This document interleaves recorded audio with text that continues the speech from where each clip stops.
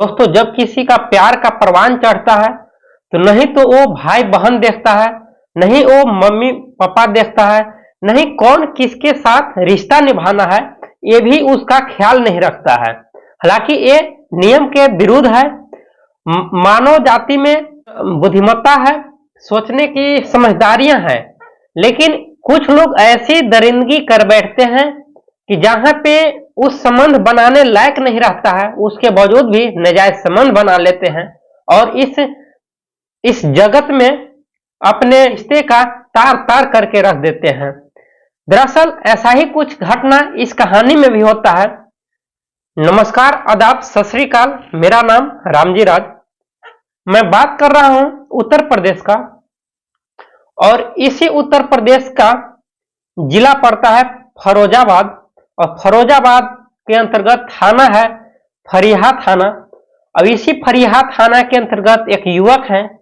दरअसल एक व्यक्ति ने फरीहा थाना में अपने रोते हुए अपने थाना के बगल में बैठे रहता है और काफी रोता हुआ नजर आता है।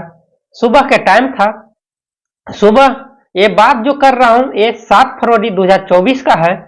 11 बजे सुबह के टाइम पे जैसे ही प्रशासन के नजर एक पुलिस वाले को उस युवक के पास नजर पड़ता है, पुलिस ने पूछताछ करता है कि लड़के बताओ आखिर रो क्यों रहे हो, आपका जो है तकलीफे की तरह चेहरे जो है वो बलबला रहा है, क्या बात है बताओ। लड़का ने बहुत हिफाजत से बताता है कि दरअसल सर मैं अब करूं तो क्या करूं, मुझे अपने फैमिली का ही मैटर एक ऐसी है जो कि नहीं तो मैं उस मैटर को नहीं मैं बोल पा रहा हूं और नहीं मैं सुनाऊं तो मैं किसको सुनाऊं, क्योंकि शिकायतें जो भी है हमारी घर के ही अंदर है और हमारा समाज, हमारा जनता, लोग जब इसका शिकायत के बारे में जानेंगे तो लोग क्या कहेंगे, हमारे ऊपर क्या बीतेगा। प्रशासन ने बोलता है कोई बात नहीं लड़के, कम से कम बात तो बताओ। जब प्रशासन के बीच में बताता है, प्रशासन ने बोलता है जो बात मुझसे बता रहे हो वही बात अंदर में जाओ, अंदर में ही दरोगा जी बैठे हुए हैं, दरोगा जी से बात करो, आपका जो भी आपने रिपोर्ट दर्ज लेकर के आया है उसका रिपोर्ट को जरूर अपने कस्टडी में लेंगे और बहुत छानबीन से अपने इस मुजरिम को पकड़ा जाएगा, बताओ क्या बात है। जैसे ही वो सुनता है, लड़का ने अपने दरोगा जी के पास पहुंचता है। दरोगा जी ने से पूछताछ जब होता है, अपना वार्तालाप होता है, तो दोनों के बीच में बोलते हैं कि बेटे बताओ क्या बात है। तो बताता है कि हमारे घर के मुखिया यानी कि हमारे पिताजी का नाम है मोहन, और मोहन का एज 55 साल। मोहन के पत्नी यानी हमारी माँ जो है, जब माँ की शादी हुआ था उस टाइम ही कुछ दिन रहे, इसके बाद गुजर गई थी। इसके बाद ऐसे ही हमारे पिताजी ने रहते थे, तब तक 2 बच्चे भी जन्म ले लिए थे, जिसमें से मैं नहीं हूं, जो कि 2 बच्चे और थे। और उसी सिलसिले में कुछ सालों बाद बीतता गया, और बीतने के बाद उसी हमारे गांव के इलाके में, बगल वाले गांव में एक विधवा महिला काफी रोती हुई नजर आती थी। हालांकि उन विधवा महिला के पति जो है उनका ट्रेन में कट जाने की वजह से मृत्यु हो गया था, और उनके भी 2 बच्चे हैं। इस बात की जानकारी ग्रामीण लोगों ने उस मुखिया मोहन के बात बताते हैं कि उनसे शादी कर लिया जाए, तो शादी करने में क्या इतराज है।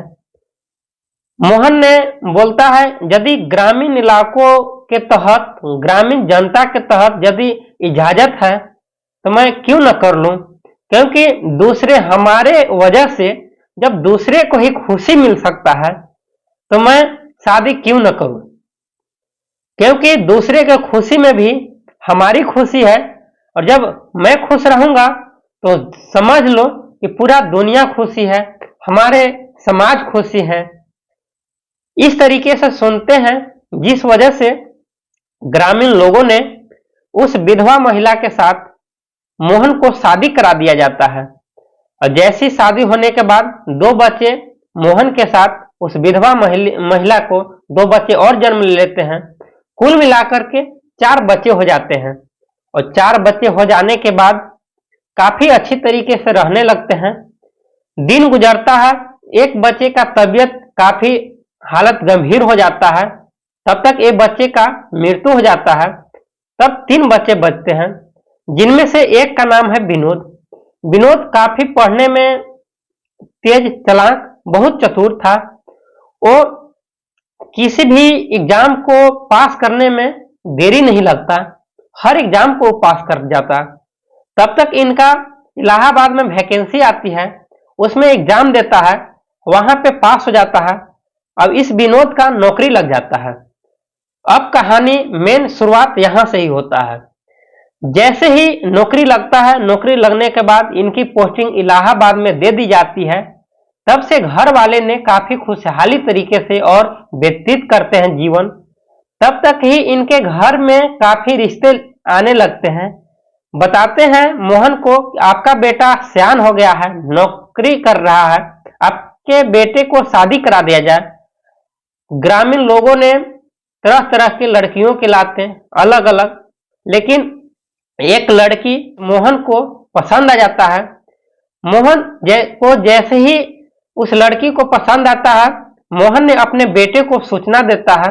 देने के बाद विनोद ने भी उस शादी करने के लिए एतराज नहीं करता, बल्कि राजी हो जाता है। अब अंततः दोनों को शादी करा दिया जाता है। उस लड़की का नाम रहता है नेहा, जिसकी उम्र 28 साल है और विनोद का उम्र 30 वर्ष था। दोनों के शादी हो जाता है, काफी घर में अच्छी तरीके से रहते हैं। रहने के बाद धीरे धीरे विनोद एक मजबूरन ऐसा है कि किसी का यदि सरकारी जॉब हो जाए, जहां पे पोस्टिंग है वहां पे उनको ड्यूटी करना ही पड़ेगा, जिस वजह से घर पे आना काफी मुश्किल पड़ रहा था विनोद को। विनोद घर पे जब अपना पत्नी बुलाती तब सही टाइम पे आ नहीं पाता था। इसके वजह से नेहा काफी नाराजगी रहने लगती है। धीरे धीरे दिन गुजरता चला जाता है। यहीं पे मोहन के विधवा महिला थी, वो किसी कारण बस नाराज हो जाती है, जिस वजह से मोहन ने उसको पीटता है। और पीटने के बाद विधवा महिला ने आपके मायके भाग जाती है प्रयागराज, और वहां भागने के बाद मायके में ही रहने लगती है अपने 2 बच्चों को भी लेकर के। इनके पास अब एक भी बच्चे भी नहीं रहे हैं। तब से ही अपने मोहन ने अपने बहू यानी कि नेहा के साथ काफी घर में अच्छी तरीके से रहते हैं। एक दिन की बात है कि नेहा ने अपने ससुर को जाते हैं पैर दबाने, तेल लगाने के लिए।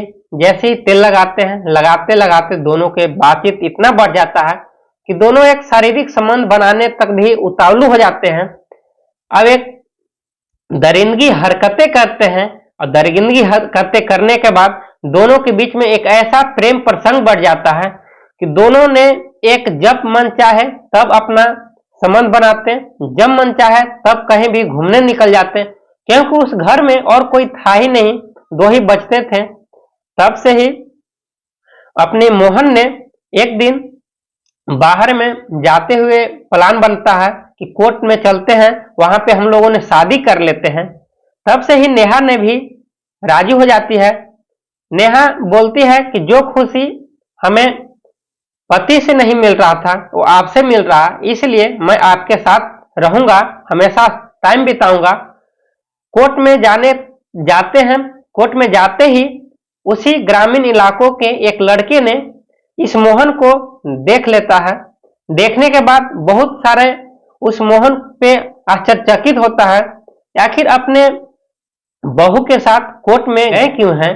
अब गए हैं तो बहू भी अपने काफी हाफ अपने बदन पे कपड़े पहन करके गए हुए हैं। काफी रौनक, काफी अच्छा बहुत तरीके से लग रही थी।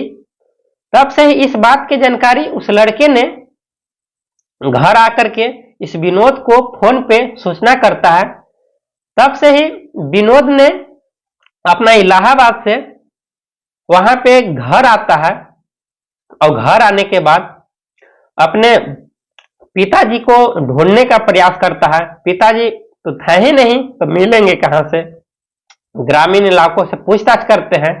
ग्रामीण इलाकों ने बोलता है आपका पिता यानी कि मोहन और आपकी पत्नी नेहा दोनों ने कहाँ गए हुए हैं इसका कोई पता नहीं। जब मन चाहे तब कहीं भी घूमने निकल जाते, घर में कोई है भी नहीं। और जो माँ है वो माँ तो वहां से भाग चुकी है और जाके मैके में रह रही है। इस बात की जानकारी विनोद ने जाकर के अपने माँ के गांव जाती है, यानी कि मामा के यहाँ। और मामा के यहाँ जाने के बाद पूछताछ करती है अपने माँ से कि पिता कहाँ है। बोलते उसका जानकारी नहीं है, उसका नाम भी मत लो, क्योंकि उसके और हमारे में कोई अब रिश्ता बेटा नहीं रहा। जो रिश्ता पहले था वो रिश्ता अब पूरी तरीके से टूट गया है, अब जुटने का नाम ही नहीं ले रहा है। मेरा दिल ही नहीं अब जुटने का कर रहा। इतना ही नहीं बल्कि मैं आपके घर में जाऊंगा भी नहीं, क्योंकि मैं काफी टूट चुकी हूं। जिस वजह से विनोद ने काफी घबरा जाता है। आखिर मैं करे तो क्या करे। एक लड़का वो भी अपनी नौकरी करे या तो फिर घर के हालातों को समझे। अपने घर पे आता है, घर पे आने के बाद एक युवक ने बताता है कि ऐसी सी बात है, उसने कोर्ट में ही गए थे। तब से ही झट से ही विनोद ने कोर्ट पहुंचते हैं। तब से ही उसी रास्ते में एक लड़का मिल जाता है, जो लड़का ने उस मोहन को देखा था कोर्ट में। बातचीत रास्ते में ही होने लगता है। उस युवक ने बताता है कि आपका पिता ने कोर्ट में आपके पत्नी के साथ घूम रहे हैं, क्या बात है इसका कोई पता नहीं। तब से फौरन विनोद ने अपने घर रिटर्न होते हैं और अपने पिताजी का और नेहा को फोटो लेता है और लेकर के कोर्ट पहुंचता है। कोर्ट में बड़े अधिकारी से जज से पूछताछ करते हैं, क्या इस फोटो को आप लोग पहचानते हैं? ये युवक यहाँ पे आए थे। बताते हैं कि हाँ आए थे, कल ही तो आए थे तो फिर उन लोग गए कहाँ पे? घर पे कितना दिन से हैं भी नहीं। इनके बारे में जब वहां के प्रशासन, वहां के जज ने बताते हैं, अपनी बहू के साथ आए थे और आपस में एक कोर्ट से शादी कर चुके हैं। शादी करके उन लोगों ने घर रिटर्न हो गए हैं। इस बात को जानकारी जैसे ही विनोद को होता है, विनोद ने काफी टूट चुका था ऐसे भी वहां पे और टूट करके बिखर जाता है। और नहीं तो घर के रहा नहीं घाट का। आखिर वो विनोद अब करे तो क्या करे। काफी वो बुरी तरीके से टूट चुका था।